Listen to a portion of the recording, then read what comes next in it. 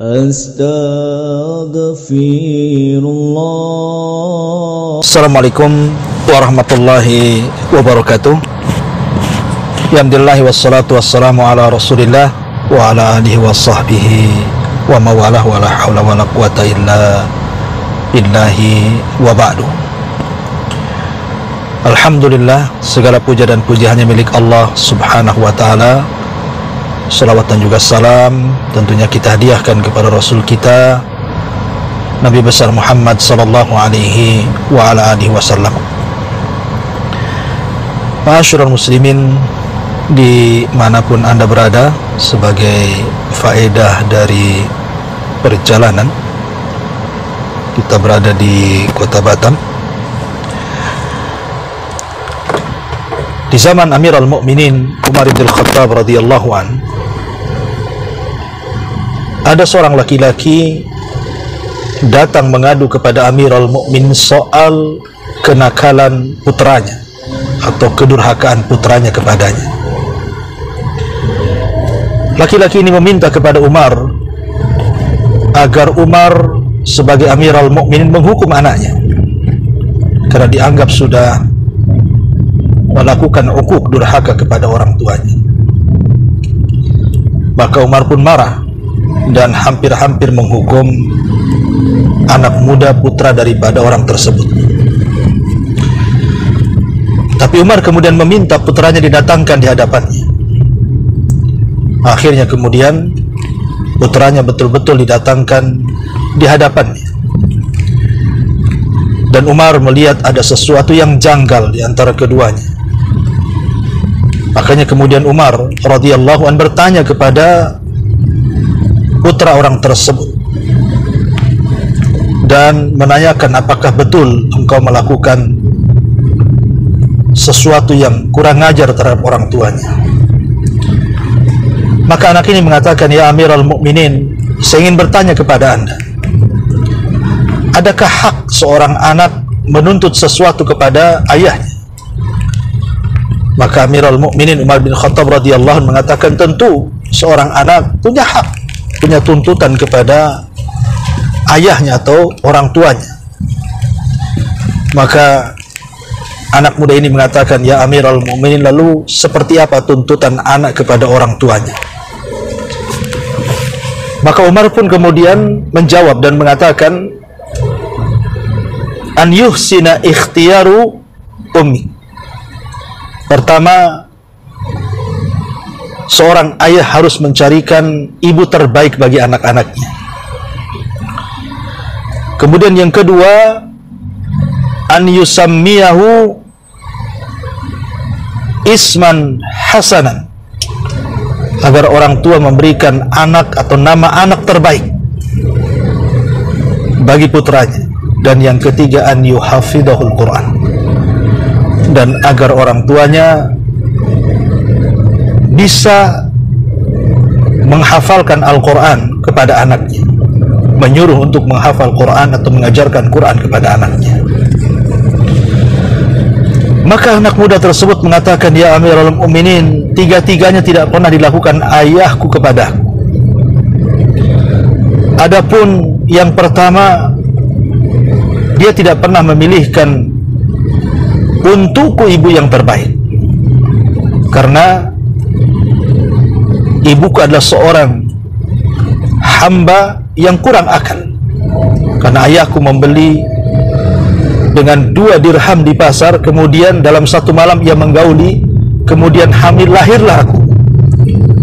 Karena dia tidak suka melahirkan dari seorang budak, maka dia pun membenci aku. Adapun yang kedua, dia tidak pernah memberikan nama yang terbaik kepada aku. Ayahku memberi nama diriku Ju'lan. Ju'lan itu semacam binatang kecil yang hidup di padang pasir, ya, nama hewan. Adapun yang ketiga, satu huruf pun ayahku tidak pernah mengajarkan Al-Quran kepadaku. Maka Umar radhiyallahu an marah kepada ayahnya yang awalnya menuntut agar anaknya dihukum karena durhaka. Sekarang Umar terbalik dan mengatakan kepada ayahnya, laqad sabaq asyfaqta ala waladika bil uquq.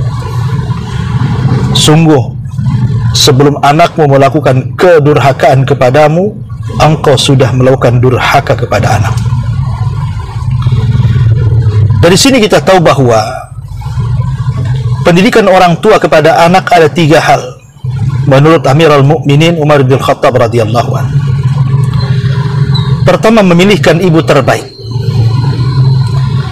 Kalau Allah subhanahu wa ta'ala takdirkan, boleh jadi mungkin ayah kita dulu asal-asalan mencari jodoh, kemudian lahir kita, kemudian kita sudah hijrah, maka kita perbaiki istri kita perbaiki, ajak mereka ke jalan sorga agar mendapatkan taufik dan bisa mengarahkan anak-anaknya ke jalan kebenaran. Kalau dulu terlanjur memberikan nama buruk kepada anak kita, ganti dengan nama yang baik. Karena nama yang baik ini bisa menjadi doa, dan itu bentuk tafaul. Kemudian yang ketiga, ajarkan kitabullah Al-Quran. Al-Imam Ibnul Qayyim rahimahullahu ta'ala satu kali menceritakan tentang suami istri yang bercerai, dan dalam perceraiannya meninggalkan anak laki-laki. Terkadang anak ini berada di pangkuan ibunya, terkadang di pangkuan ayahnya, karena sudah bercerai keduanya. Setelah anak ini usia 7-8 tahun, artinya sudah bisa memilih, harus memilih hidup bersama ibunya atau dengan bapaknya, maka kedua orang tuanya akhirnya kemudian rebutan hak asuh sampailah di mahkamah. Akhirnya kemudian sang hakim atau sang qadhi bertanya kepada anaknya yang sudah berakal itu, walaupun belum balik, tapi dia sudah bisa memilih harus hidup bersama siapa. Dan maklum bahwa kebanyakan biasanya anak kan ikut ibunya. Tapi anehnya kemudian anak ini ketika ditanya oleh sang qadhi, "Nak, kau ikut siapa?" Maka anak ini justru memilih ikut dengan ayahnya. Maka senang hati ayahnya dan hampir membawa pulang anak itu. Tapi sang ibu kemudian protes kepada sang hakim dan mengatakan, "Ya qadhi, kenapa anda tidak menanyakan alasannya? Tanya kepada anak itu, kenapa dia ikut memilih ayahnya dibandingkan aku?" Akhirnya kemudian sang hakim pun bertanya kepada anak itu dan mengatakan, "Ya bunai, wahai anakku, kenapa engkau ikut ayahmu, tidak ikut ibumu?" Maka anak itu dengan polos mengatakan, "Sebab kalau aku berada di rumah ibuku, maka ibuku selalu mengantarkan aku kepada seorang guru ngaji. Terkadang guru ngaji itu galak dan memukul aku. Sementara kalau aku berada di rumah ayahku, maka aku dibiarkan bermain-main di jalan dan tidak ditegurnya. Aku lebih nyaman hidup bersama ayahku." Maka sang hakim geleng-geleng kemudian mencabut putusan pertama dan mengatakan, "Oh tidak, engkau harus ikut ibumu. Kau tidak boleh ikut ayahmu karena ibumu bisa mendidik kamu." Lihat bagaimana ajaran Islam sungguh indah. Terkadang orang tua itu memberikan kasih sayang tapi tidak memberikan pendidikan. Tapi juga ada sebaliknya, memberikan pendidikan tapi tidak memberikan kasih sayang. Tentu kalau kita bisa menggabungkan sayang dan memberikan pendidikan, tentu lebih baik lagi. Maka ada 3 kiat yang disebutkan oleh para ulama untuk mencetak anak yang soleh. Walaupun sebenarnya banyak, tapi inilah secara global yang disebutkan para ulama. Pertama, banyak-banyaklah berdoa. Berdoa kepada Allah subhanahu wa ta'ala agar anak kita ini menjadi anak yang saleh. Makanya kalau kita lihat para nabi, terkadang sebelum mereka punya anak sekalipun, mereka meminta kepada Allah agar anak mereka terlahir saleh. Seperti doa Nabi Ibrahim alaihi salatu wassalam mengatakan, "Rabbi habli minas salihin." Ya Rabb, berikan kepadaku anak yang saleh. "Wa habli min ladunka dzurriyyatan yarithuni wa yarithu ali Yaqub waj'alhu rabbi radiyah." Atau doa Nabi Zakaria, "Ya Allah, berikan kepadaku dari sisimu keturunan yang bisa mewarisi diriku dan mewarisi keluarga Yaqub, dan jadikan dia anak yang kau redai." Begitu para nabi disibukkan dengan anak saleh. Ma'asyiral muslimin yang dimuliakan Allah Azza wa Jalla, maka jangan pernah remehkan sebuah doa. Doa ini silahul mukmin. Terkadang kita tidak tahu apa yang terjadi dengan doa. Makanya jangan pernah menyalahgunakan doa dengan mendoakan anak-anak kita dengan keburukan, tapi doakanlah anak-anak kita dengan kebaikan. Kita berdoa kepada Allah agar anak kita dicintakan dengan iman, dibencikan dengan kekufuran, dicintakan dengan ilmu, dicintakan dengan amal, dicintakan dengan hidayah, dicintakan dengan belajar, dan diberikan kecerdasan, akhlak, dan begitu seterusnya. Dan jangan pernah mendoakan keburukan. Abdullah ibn Mubarak rahimahullahu ta'ala pernah datangi seorang yang mengeluh karena kenakalan putranya. Putranya melakukan durhaka kepada orang tuanya. Dia datang kepada Abdullah ibn Mubarak meminta solusi. Kata Abdullah ibn Mubarak, hal tad'u ala auladiku, pernahkah engkau mendoakan keburukan kepada anak-anakmu?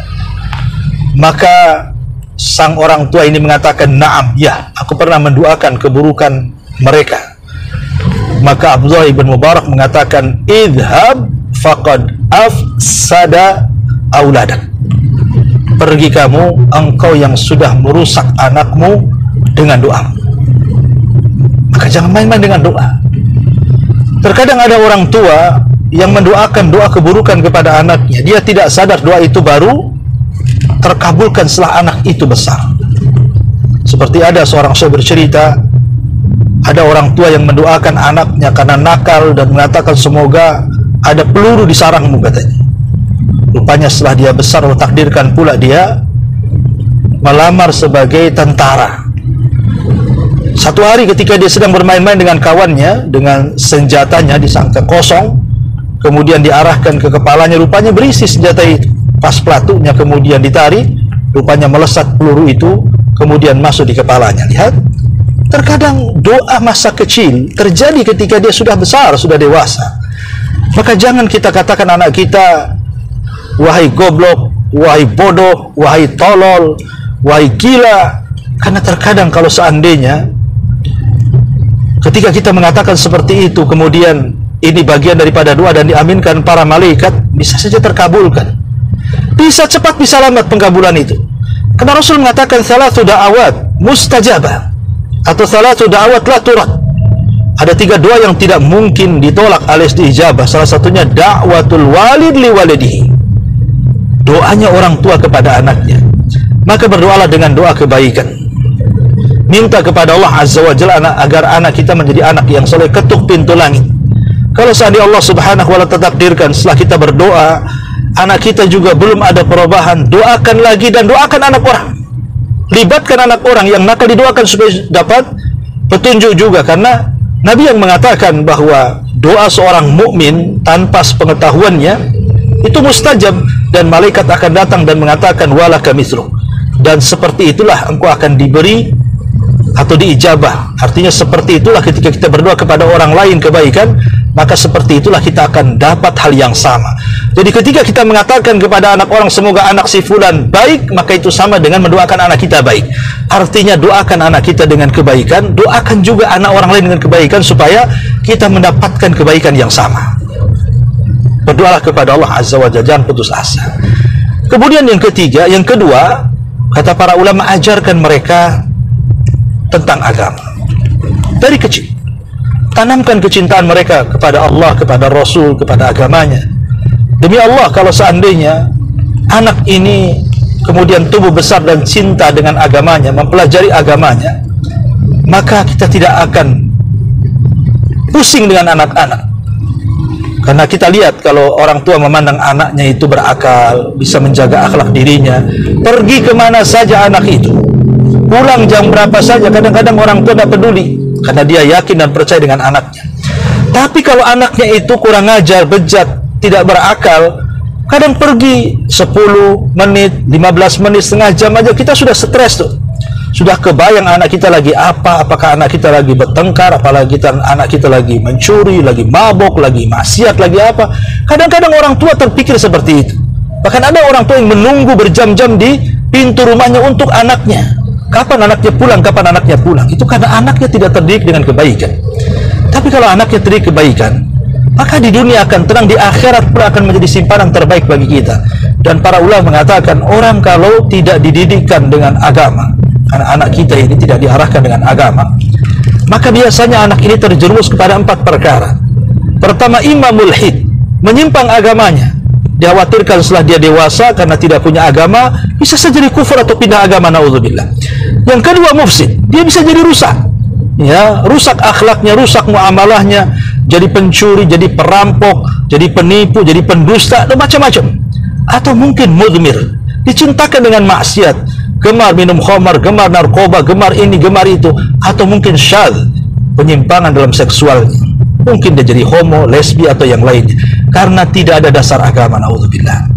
Ya, maka ajarkan mereka dengan agama, ajarkan mereka dengan agama, terutama dicintakan kepada Nabi, kepada Allah, kepada agamanya, karena itulah modal kita supaya meninggalkan anak yang saleh, yang mendoakan orang tuanya setelah kematiannya.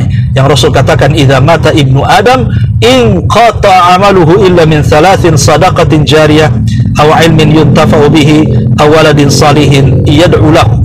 Apabila anak Adam meninggal, tidak akan ditinggal kecuali 3 perkara: sedekah yang mengalir, ilmu yang bermanfaat, kemudian anak yang saleh yang selalu mendoakan orang tuanya. Kemudian yang terakhir tentunya berikan anak kita ini qudwah hasanah, contoh yang terbaik. Contoh yang terbaik. Ketika Nabi SAW menyunahkan sholat sunnah di rumah dan lebih afdal dibandingkan dilakukan di masjid, salah satu rahasianya supaya anak kita melihat ayah kita sedang apa, sedang sholat sunnah. Sholat sunnah apa? Kemudian kita pun bisa mengajak mereka melatih, walaupun mungkin tidak berwudu, anak kecil, tidak apa-apa, taruh di sampingnya, kemudian ajak sholat, supaya dia tahu minimalnya gerakan-gerakannya dulu. Dan itu bentuk pendidikan, ya, dan itu bentuk qudwah hasanah, ya. Dan tentunya ini yang penting juga menjadi contoh, sebab anak itu bisa berdalil, ngapain sholat ayah saya tidak sholat, ngapain saya harus baik, orang tua saya juga tidak baik, dan begitu seterusnya. Dan saya tambah lagi satu, jangan biarkan waktu lewat begitu saja kepada anak kita. Pokoknya anak kita sekolah dari pagi sampai siang, nanti dari siang sampai malam kan tidak ada kegiatan. Jangan sampai itu anak kita kemudian dibiarkan pada waktu yang begitu panjang, kecuali kita isikan dengan program-program yang bermanfaat. Ya, pamannya datangkan ustadz untuk privat, mengaji, menghafal, atau carikan kursus bahasa Arab atau ilmu-ilmu agama yang lainnya, supaya jangan ada waktu, jeda waktu yang terlalu panjang, yang dengan itu anak kita boleh jadi kemudian rusak, karena waktu yang panjang itu bisa digunakan apa saja. Ya, oleh karena itulah maka inilah tip yang disebutkan para ulama bagaimana mencetak anak yang baik. Semoga bermanfaat bagi saya pribadi dan bagi kaum muslimin dimanapun berada. Ini hanya sekedar nasihat, ya. Semoga Allah Subhanahu wa ta'ala jadikan anak kita ini seperti dalam doa yang diajarkan Allah, Rabbana hablana min azwajina wa dzurriyyatina qurrata a'yun waj'alna lil muttaqina imama. Ya Allah, jadikanlah keturunan kami, ya, dan pasangan-pasangan kami itu qurrata ayun, penyejuk mata, senang di dunia dan menjadi simpanan terbaik di akhirat. Karena anak itu kalau menjengkelkan orang tuanya, apalagi sampai durhaka dengan orang tuanya, membuat sakit hati di dunia, dan bisa jadi kemudian di akhirat dia malah berbalik menyeret kita ke dalam neraka Allah Subhanahu wa ta'ala.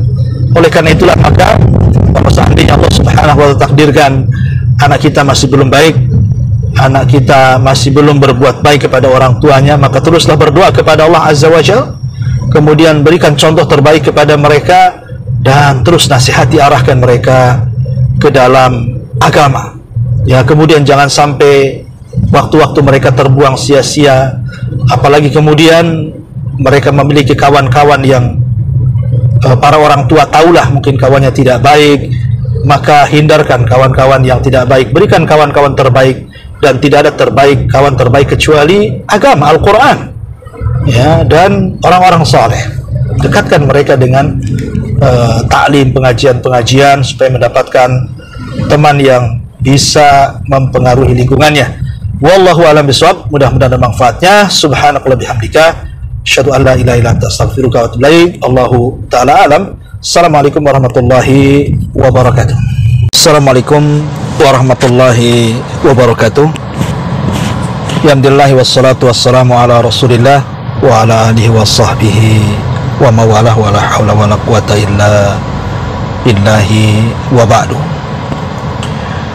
Alhamdulillah, segala puja dan puji hanya milik Allah subhanahu wa ta'ala. Salawat dan juga salam tentunya kita hadiahkan kepada Rasul kita Nabi besar Muhammad sallallahu alaihi wa ala alihi wasallam. Ma'asyiral muslimin dimanapun anda berada, sebagai faedah dari perjalanan kita berada di kota Batam di zaman Amirul Mukminin Umar bin Khattab radhiyallahu an. Ada seorang laki-laki datang mengadu kepada Amirul Mukminin soal kenakalan putranya atau kedurhakaan putranya kepadanya. Laki-laki ini meminta kepada Umar agar Umar sebagai Amirul Mukminin menghukum anaknya karena dianggap sudah melakukan uquq, durhaka kepada orang tuanya. Maka Umar pun marah dan hampir-hampir menghukum anak muda putra daripada orang tersebut. Tapi Umar kemudian meminta putranya didatangkan di hadapannya. Akhirnya kemudian putranya betul-betul didatangkan di hadapannya. Dan Umar melihat ada sesuatu yang janggal di antara keduanya. Makanya kemudian Umar radhiyallahu an bertanya kepada putra orang tersebut dan menanyakan, apakah betul engkau melakukan sesuatu yang kurang ajar terhadap orang tuanya? Maka anak ini mengatakan, ya Amirul Mukminin, saya ingin bertanya kepada anda, adakah hak seorang anak menuntut sesuatu kepada ayahnya? Maka Amirul Mukminin Umar bin Khattab radhiyallahu anhu mengatakan, tentu seorang anak punya hak, punya tuntutan kepada ayahnya atau orang tuanya. Maka anak muda ini mengatakan, ya Amirul Mukminin, lalu seperti apa tuntutan anak kepada orang tuanya? Maka Umar pun kemudian menjawab dan mengatakan, an yuhsina ikhtiyaru ummi. Pertama, seorang ayah harus mencarikan ibu terbaik bagi anak-anaknya. Kemudian yang kedua, an yusammiyahu isman hasanan, agar orang tua memberikan anak atau nama anak terbaik bagi